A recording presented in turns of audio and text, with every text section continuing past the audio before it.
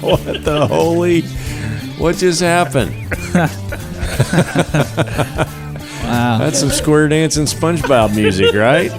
Was that SpongeBob? Yeah, well, you said I was pull up SpongeBob laughing, expecting laughter, not him playing an old-timey piano. Yeah, we're recording. All right. Hey, everybody. Welcome. Oh, my gosh. Welcome to...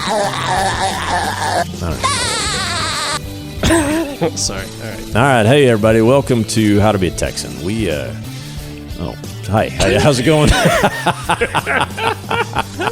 How you guys doing today? Yeah. Cut. Idiot point. Take 5.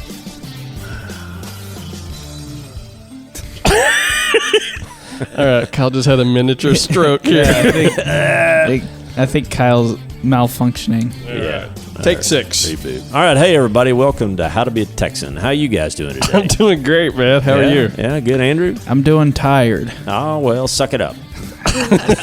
Here we go. We're going to do it. Suck it up. You're way younger than both of us combined. That's right. We're on maximum energy right now. So, hey, Kevin, today I thought we'd talk about Texas cymbals. What do you think about that idea? Cymbals. Like on a drum kit, cymbals. Yeah, kind of like, what was that? Like the monkey that's no, playing in the cymbals. Well, the little robotic monkey that's guy. That's that kind annoying. of cymbal. No, you remember that Tom Hanks character in the Da Vinci Code that was always this master code breaker on cymbals? Yeah. It's kind of like that. Okay. Except different. We're going to break some code? Well, I wished. I mean, that's actually really interesting. So, but we're not going to do that. We're not going to get into cryptology. That kind of symbol? Yeah, no, not that kind of symbol. But Texas has a ton of symbols, and I thought we would talk through some of those around the blue bonnet or the state flag or the rodeo or whatever, And what are the symbols, and then why are they significant? How do they come into being? You okay with that? I'm great with that. Yeah, I think it's a great idea. I think it's an okay idea. But some of it's not so great. You're like, why would you have the plant be the prickly pear cactus? Why is that the state plant of Texas? The prickly pear. I have no idea. Exactly. I don't either. But I mean, some of it's kind of obvious. Like the state footwear would be what? Boots. That's right. The cowboy boots. From the cowboy That's right. era. But we've got a lot of other ones that are not necessarily kind of in law, but others are symbolic of Texas, like the Lone Star or the Alamo or things of that nature. When you think of Texas, you think of the symbols being, and that state flag is very iconic, right? Mm-hmm. So anyway, I just thought we'd kind of shoot the bull about. So I think some of those are just due to the history, right? Yeah, I mean, right. Texas has such a deep and rich history. You know, you had the cowboy culture, so that led to things like, horses and cowboy hats and cowboy boots. People associate those things with Texas. Right. The state flag with the Lone Star on it. I think the Lone Star came about because Texas was trying to, gain its independence from Mexico. Right. And so I think there's a story behind that. There is. And so I thought instead of just boring y'all to tears, we would focus on... Like we generally do? Yes. We're going to take a different tactic this week? This is what I'm listening to as I go to sleep. No, hopefully not quite that. But we would just focus on 3 or 4 of these. And Kevin's got 2 or 3, and I've got 1 or 2. So... And which one do you want to start with? Why don't we start with the Lone Star? The Lone Star itself? Yeah. Okay. Why is the Lone Star the symbol of Texas? Well, it's on the flag. It is on the flag. It's cool. I don't know. Why do we? Well, I mean, supposedly Texas is nicknamed the Lone Star State. Right. Well, it kind of looks like a star. Yeah. You know, when you And- look at the actual topography or geography of the state, it looks like a 5-point star. I think that's why it's called that. Well, I know. I'm just saying that to me, when I've drawn them in the sand, I did a big sand thing in Destin last summer, and it looked like a big star. Yeah. That's not it? No, I mean, supposedly it's just nicknamed that because, they wanted to, it signifies the former status as an independent republic. Oh. So there was a time when, the U.S., the United States was kind of shaping up. Texas was part of Mexico for a while. Right. Right. And then we declared our independence, and we didn't become, some people think, okay, we broke out from Mexico and became part of the United States, but that's not actually what happened. Mm-hmm. So Texas became an independent republic for a while. Right. And that's where it kind of developed this idea of the Lone Star State, right? It wasn't, we were kind of a lone country in between these two, kind of behemoths. You had Mexico that had broken away from Spain. Mm-hmm. You had the colonies that had broken away from Britain, and we were kind of, going rogue, doing our own thing. Mm-hmm. So that's the story behind the Lone Star. Well, and how that became the nickname. That makes sense. Yeah, that makes sense. Well, I do have just sorry, Andrew. Go ahead. Be sure to let people know where the sources are coming from too, since this one's a bit more informational. Oh yeah.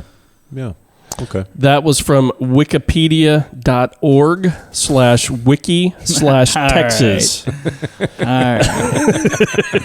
That's very helpful. It's very for all of you searching at home on your your iPads in real time. I've got another wiki moment here on the Texas state flag.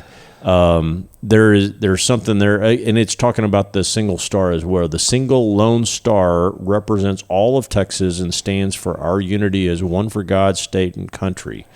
And so, and then later it goes on to say the lone star is in fact an older symbol predating the flag, which was used to symbolize Texan solidarity in declaring independence from Mexico. So exactly what you just said. And it was used on even a prior version, the Burn It flag, for an earlier version of what the Texas flag became, which I thought was pretty interesting. Very cool. It's very interesting. Yeah. And then the blue and the white, the blue stands for loyalty, the white for purity, and red for bravery. So I thought that was cool. So it kind of melds both those symbols together, the Lone Star and how the flag came to be. Yeah. And Texas is known as the friendly state. Right? Is there something in the flag that ties back to that concept? No.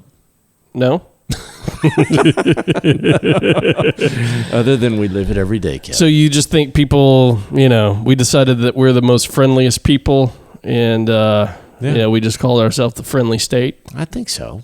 Like Casper the Friendly Ghost. Texas the friendly state. Well, we have white in the flag, so maybe that's it. I don't know. You are incorrect. Oh, I don't know. I don't know that piece of it. Going back to en.wikipedia.org/wiki/Texas. Man, that's a great reference. Yeah. Got to cite my references here. The origin of Texas's name is from the word Taisha. Taisha. Is that Latin? No. It's Caddo, from the Caddo Indian tribe. Oh, I didn't know that. Yeah, and it's spelled Taysha. What does that mean? Taisha. What does that mean in Caddo? It means friends. Oh. So that's where the word Texas came from. Like the Michael W. Smith song? Friends of friends forever. No, that is so no? not Texas at all.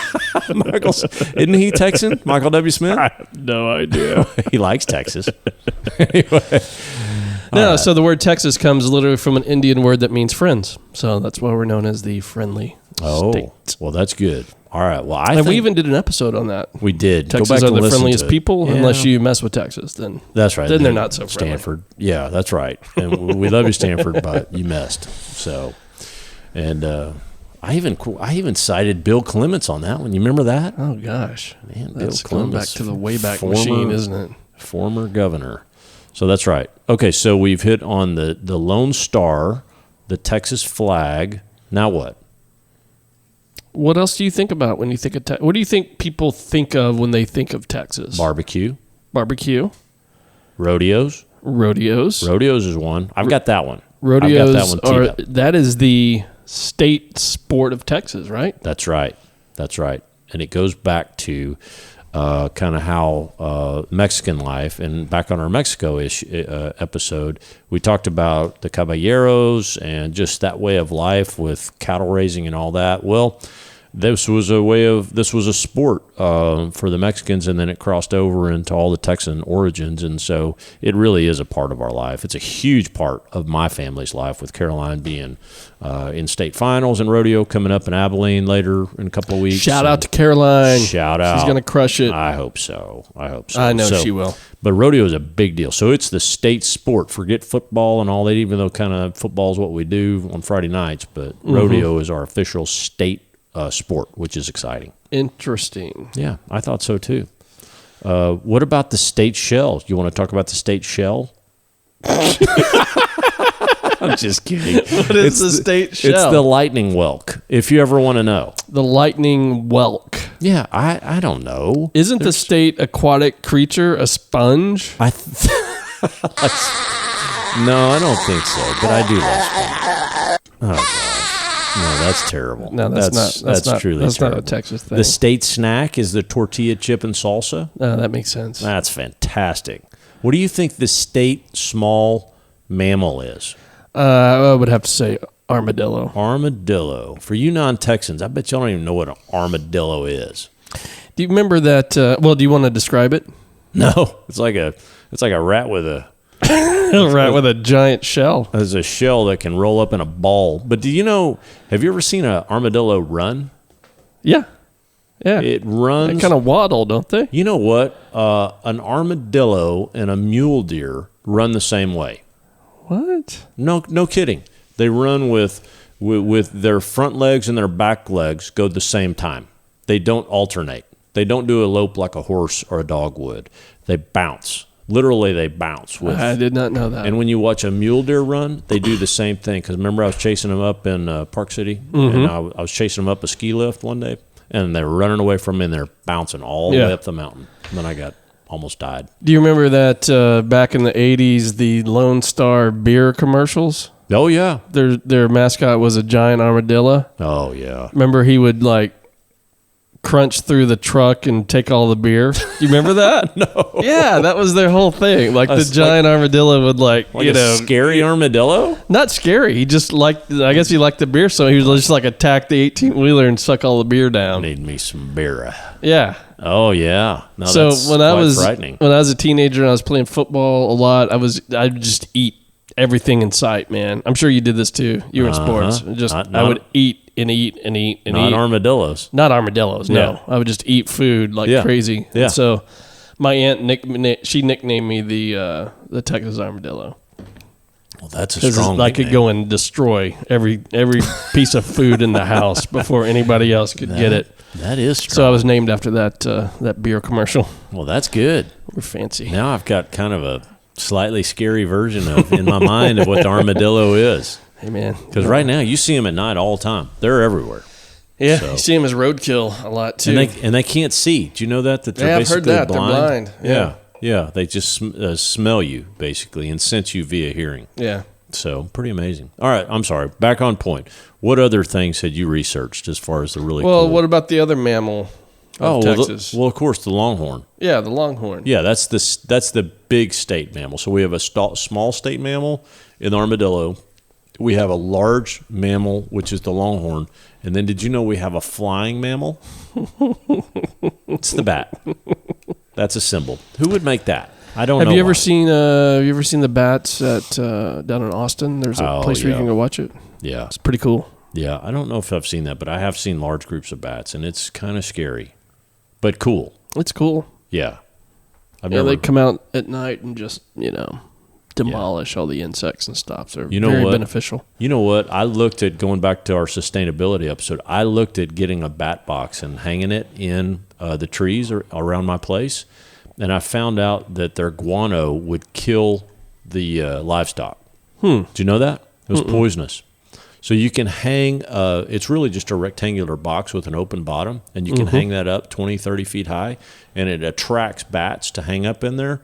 And bats are amazing for mosquito repellents. And so you really want bats around. Oh, yeah. They're very beneficial. Did I ever tell you that time Racket killed a bat at my place? I don't think so. Yeah, so Racket's the other neighbor's dog. And Racket used to come over all the time. She's getting old now, but she would come over all the time, just hang out with me. I was working in my back corner, just messing around with something, and I hear this, and sure enough, it was Racket getting up under my neighbor's right in Mitch's back little storage house in the back, and Racket had this bat coming out both sides of her mouth. She brought it over to me to show me. And of course, what I have to do, I had to put a boot to the bat so that Racket didn't get rabid by eating the bat. Oh, man. So we got bats there too. Yeah, now they're good, unless they give you rabies. Yeah, that's bad. Other than that, they're good. Yeah, they're that's great. bad. That's actually. bad. So, do you know where the Texas Longhorn came from? Actually, no. it actually was in the States before Texas. Oh, really? Yeah. So it was a. This is on Texas State Historical Association. Oh, okay. Shout out to Andrew. tshaonline.org/handbook/online. You're killing me with your citations, man. You're killing me, dude. Okay. Now, this says it was a hybrid breed resulting from a random mixture of some Spanish stock and an English cattle stock. Oh. And that it actually was brought to Texas from the Midwestern states and the southern states in the 1820s, 1830s. Oh. So they were kind of I around. wonder if they meant to do that. They brought them to Texas, and then I think, what this talks about is then, this became, one of the main breeds in Texas that they would kind of drive up the cattle drives and feed into the beef industry and all that kind of good stuff. Those Longhorns, when you see... They would actually take them also to markets in New Orleans and California also. Oh. Yeah. Well, when you Texas. see one of the bulls that has a 70-inch set of horns, I mean, that is fearsome. They're impressive. Oh, my gosh. Oh, yeah. It's awesome. They walk those in over at the Fort Worth Stockyard every rodeo. When they bring them in, they'll bring the Longhorns in, and they'll have cowboys that are rustling them in just a big parade. And it's all, and you would think that's the scariest thing ever, but those Longhorns are so chill.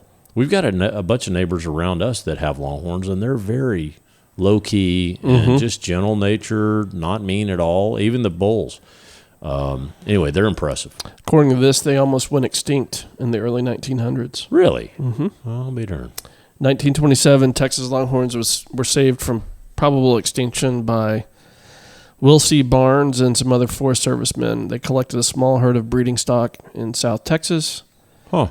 And put them on a wildlife refuge in Oklahoma and kind of revamped them and brought them back. So, yeah, good for the Longhorn. we almost lost them. Man, and now they're the state big mammal. Hey, what do you think the flower is for the state? The petunia? No. It is The dandelion. No. I have dandelions all over my plate. No, those are just allergy inflators. No, it's the bluebonnet. The bluebonnets are beautiful. And so I was looking back at, there's got to be some remarkable, elegant story about why the bluebonnet became the state flower, and I couldn't find it. It was just terribly boring. It was like, well, they're everywhere. And on March 7th of 1901, the 27th Texas legislature just said, okay, now it's law. We need a state flower. That's it. Just make it the bluebonnet. Yeah, because they're everywhere. And they're everywhere right now. I mean, they're beautiful. Everybody goes out. And do y'all ever take a big family selfie with the bluebonnet? Not anymore. I mean, we have in the past, but That would be really funny right now. yeah, our kids are at such an age now. It'd be awkward. Really uncomfortable. Everybody going out there and laying in a bluebonnet field. Put on your nice jeans and your blue denim shirt. We're Yes. gonna go lay in a field of bluebonnets on silk the side vest. of. It's usually on the side of like I-35. It is. You see all these families out on the interstate. Yeah, so the picture looks like you're out in nature or something, but really, there's like Yeah. 18-wheelers blowing by. Yeah, like in between like the highway and an exit ramp or whatever. Yeah. You're like, that can't be safe. After you take your little baby out and put it in this. Yeah. Anyway. But no, they are beautiful. And they are everywhere right now. And I'm talking all over the state. It's really not one of those that is just in one portion or the other. They're everywhere. So, yeah, shout out to the bluebonnet. And you're told not to mow them. So, like, I had some on my place, and I don't mow them. I just let them, die and seed out, and then they'll come back the next year. But if you mow them, then they typically won't come back. Well, they are intentionally put on those freeways, by the way. Oh. Yeah. Back in the 1930s, the Texas Highway Department started landscaping I thought it was with just those things. providential, and it's Just manipulated. naturally grow on the side of So a sad. concrete interstate. That is so sad now. My image is blown. They just spray on, like they spray that green, what's that stuff, the grass you can spray? Oh, You know what I'm talking about? I do know. Hydro That's- mulch. They got Oh. Hydro Bluebonnet spray. Yeah. Just That's terrible. Throw it out That's there. terrible. All right.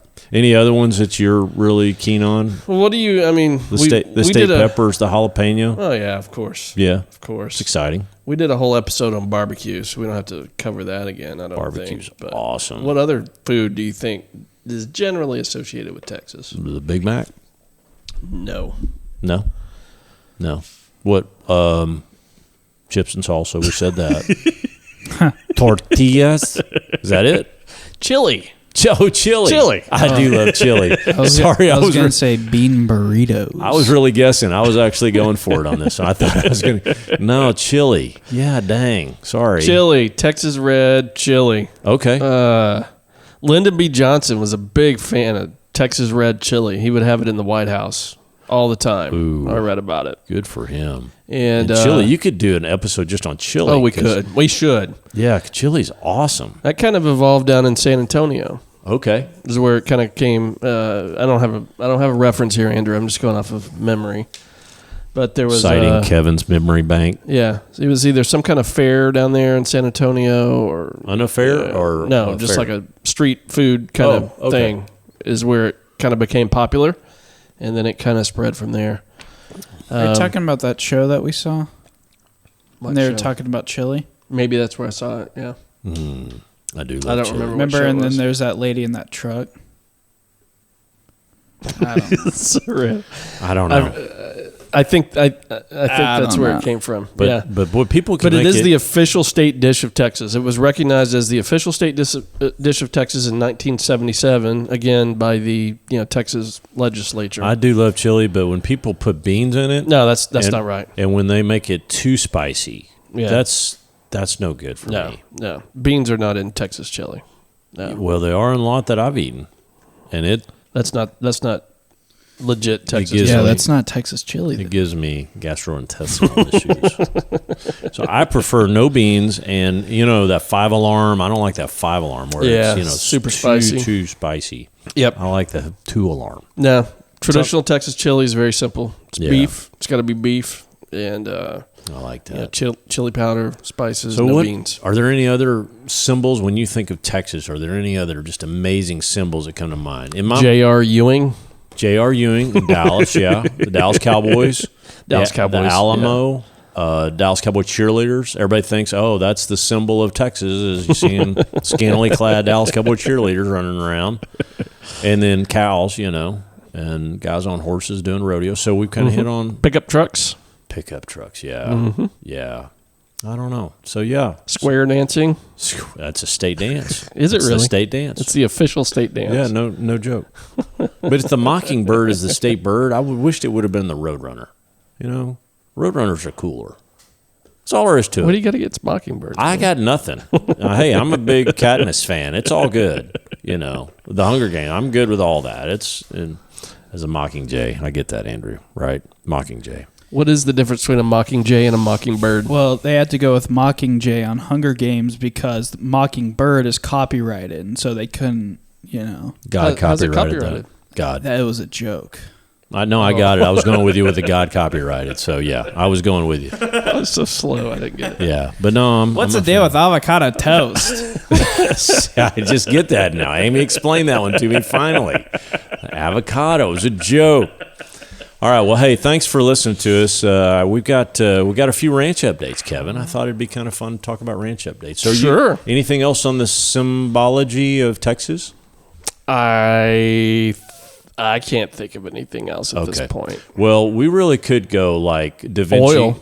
A lot of people associate oil with Texas. Oil derricks and all Everybody's a rich oil person in Texas. That's right. Driving a giant Cadillac with giant horns on the hood. That's right. Big belt buckles and all that. Oh yeah, no, all that. Okay, so Yeah, we could go on and on. I think so. It almost goes back to Just kind of big. People think everything's big in Texas. That's true, but that's perceptions versus symbols. And so That's I think, true.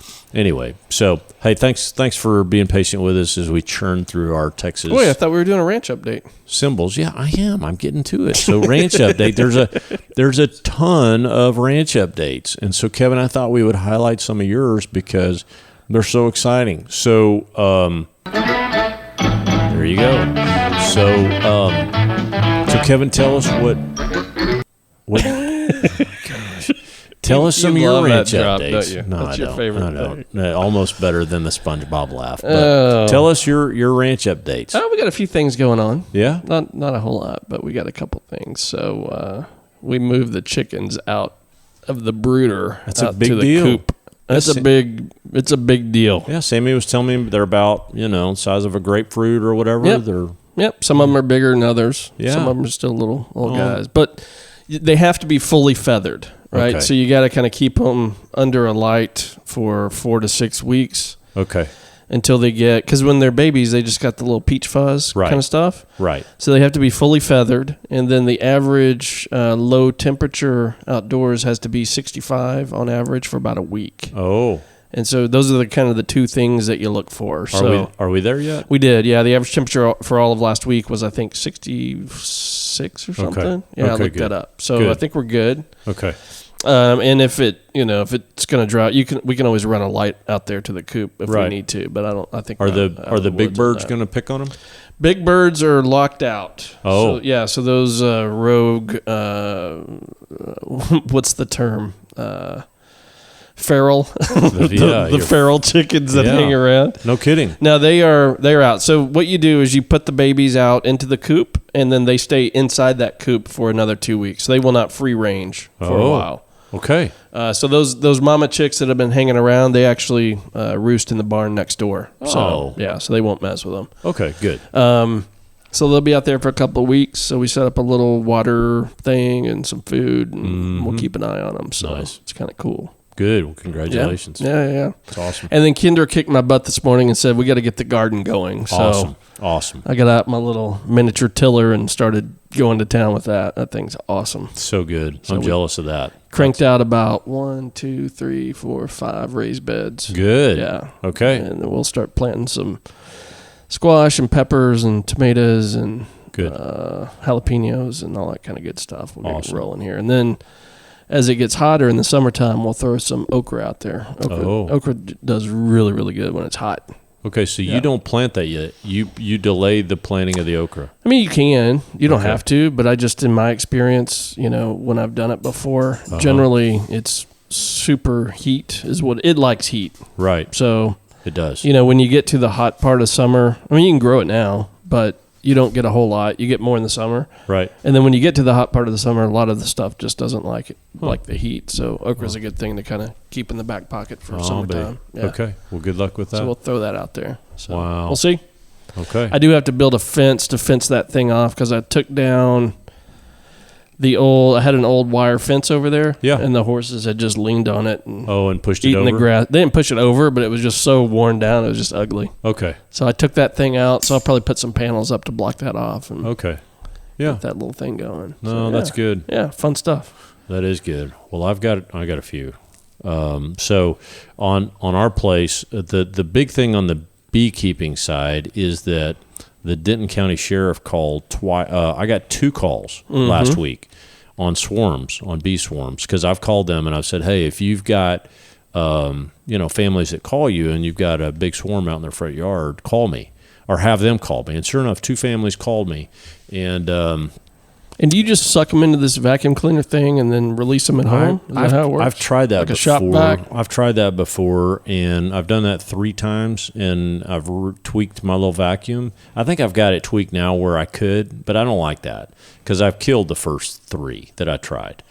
Because First 3 bees? the first 3 hives. The entire hive. Yeah, it was basically bee soup because the vacuum was up too high. Very delicate bees. No, He's very sensitive about it. No. You have to be very. I mean, so the airspeed bee was holocaust, man. It was bad. I felt horrible. Some of them, I saved some of them, but most of them, they slam up against the wall of the bucket and they just die. So it was terrible. So I don't do that anymore. With what happens here is they're in a ball for about 4 or 5 days while their scouts are going out looking for the new home. And so they're just literally sitting. One was about 6 feet off the ground. One was about 10 feet off the ground. And I just literally get a box and I go up there and I just scoop them. I push the whole ball into the box. And if I got the queen there, I can set the box on the ground, and within 15 minutes, the entire ball will go into there because they'll follow her scent. Mm-hmm. And that's basically what happened.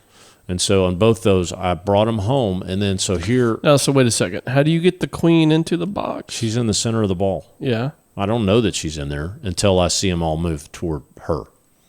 So I move the bolus of the ball, and I put it into the box. And you just grab it? I have a kind of it's like if you're a feather duster. I have a very light brush, and I just brush them all into this box. Oh wow! So it's actually they no, I thought you used lemongrass or something to smell like the queen. I've got traps set up to attract them. That's a different thing. That's a different deal. These are actual swarms that have already swarmed, and they're literally sitting on a tree waiting to find their new home. And so I got 2 of those last week, and then I brought them back, put them in their new home, and when I moved them, literally the next day, and so this happens, sometimes it just happened twice in a row for me now. Sometimes they don't take to their new home, and they swarm again.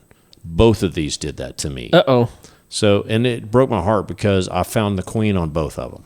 And so I had them in their kind of their box, and then I think what I did is I moved them too quick to their new home as opposed to letting them really set up and start laying and all that on their temporary and kind of really a nook box, which is where I put them. So lesson learned. I'll leave them in their nook box from now on for a week or so, and then I'll move them over to a permanent home. So okay, so when they started swarming on your property, what'd you do? There's nothing you can do. When they swarm, they go. So they're gone. Oh, so they're just gone somewhere? And so those 2 hives, I caught them, moved them to my place, put them in their permanent home, and then they re-swarmed and left. Both of them are gone. So it was a heartbreaker. How did you catch these swarms to begin with then? They were in the balls. Those were the balls, one in Justin. So and they one had in swarmed Hermes. somewhere and just arrived at this place, and then they had you come get them. Yeah. So that's what happened is they'll call the sheriff calls me, and I go get them. Gotcha. So unfortunate, but I'll get more opportunities because they're swarming like crazy right now. And so I'll get more calls, and I'll go get them, and this time I won't screw up and let them re-swarm. So then I do have my own garden update. I've had to replant. Remember, I planted with Kathy and Patrick on the new moon day about 6 weeks ago. And we got down to 33 degrees, never 32 degrees on 3 separate nights. It didn't freeze or kill the seeds, but what happened was Luke, one of my twins, has that big Soldotna turtle. We put it out. It broke through the chicken run, got into the garden, and ate everything. It ate it all. It ate the entire garden. Yeah. So, I don't know how much of a potty mouth, but there was some potty mouth words going on when I walked out and I saw that turtle with a big fat belly. So, this last weekend, I tilled everything So you just tilled it all up and tilled it rebooted? all up. I've started. Now, he didn't get believe it or not, he didn't get my lettuce and he didn't get my tomatoes. And so I've still got a few beans going, but it's all squat. It's awful. So did y'all get this turtle? Because the last time I talked to Luke, he said he couldn't catch the turtle. So no, we've got him. So he's out there now, and we went and we totally refortified the chicken run, and he can only go with the chickens in their area, and then the chicken run around the perimeter. Oh, so he lives like in the chicken area. He lives out there now with them. With the chickens. so it's fine. And then Amy's she's got there's a first grade class that has 7 baby chicks that they've been growing up over the last month or so. And we're gonna get those. At Hilltop? Yeah. Oh. So that's didn't mention that. That's cool. sweet. And then man, we should have had our baby chicks up there, growing them up there. That would have been fun. They make our house smell like a barn. Yeah, that would have been fun when they're in the brooder in so here. We're about to get those pretty quick. Oh, nice. But then on the newly planted garden, and you know what, we need to get some for you too. Kathy and Patrick, they raised these worms, and Kathy brought me yesterday this giant vat of worm poop. And she's like fertilizer garden with her. Oh, yeah. I want some of that. You look at her garden compared to mine, her plants are like 2 feet tall and mine were like 4 inches tall. Yeah. And it's all that worm poop fertilizer. It's so rich. And so I put that all down yesterday. So I hope I definitely want some of that. Just the Amazon here pretty quickly in my garden. Awesome. So, yeah. And then I do have a quick update. So Mucho Macho is still there and going. I think he's already kind of impregnated all 10 heifers. This got awkward. Louis, it's only awkward if you make it awkward. Louis, our little mini donkey, is over with the 3 Jennies. So it was a trade for Mucho Macho for Louis for 2 months. And so we're actually missing Louis pretty bad. We really want him back. And then 2 nights ago, I went out in the garden and I looked out with a flashlight as we're putting the horses up. And I looked out and I saw 8 rats, at least 8, in the garden. And so Dang, dude, what's going on out there? I thought you killed them all. I keep killing them. Ratnado. I keep killing them. And they keep coming Where are they back. coming from? I don't know. It's the worst year of rats I've ever seen in my life. Wow. And so I did that. I did your tip on the drown bucket. Yeah. I did 2 giant ones in the garden, and I put that out last night. Did you use that video? Yeah. The instructions from that video? Yeah, it didn't work last night, but I'm hopeful. You haven't got for anything tonight. yet? I'm hopeful for tonight. So Did you put peanut butter on there? I did. Yeah. I did. And vegetable oil and cheese and hot dogs and you name it, I put it on it. So, It's like a buffet. it's a buffet. All I want them to do is come up because they'll slip and fall in the water. It's going to be awesome. But they're not making it up? Did you build the little ramps up to the bucket thing? I did. Huh. Yeah, I did I 2 wonder of why them. it's not working. I don't know. You can come over and check it out. So, anyway, so that's it. And then we started doing a little fishing lately. And so last night was our first big fishing, and so Did you catch anything? Oh yeah, just hammered them. Where? Over at Mitch's. Oh, in Mitch's pond? Oh yeah, so caught a bunch of little bass out there. So it's fun. Throw them back? Oh yeah, always. Yeah, Just catch and release? No, it's just fun. Just go out there and catch them. That and is throw 'em fun. back. So anyway, spring is here in Texas. It is good fun. So anyway, all right. Hey, appreciate y'all listening to us today on our symbols and ranch updates and all that. This was a fun one. Yeah, I appreciate it. All right, well, y'all find us on iTunes, Google Play, Spreaker. Leave us a review. Love to hear from you. All right. Adios. Have a great week.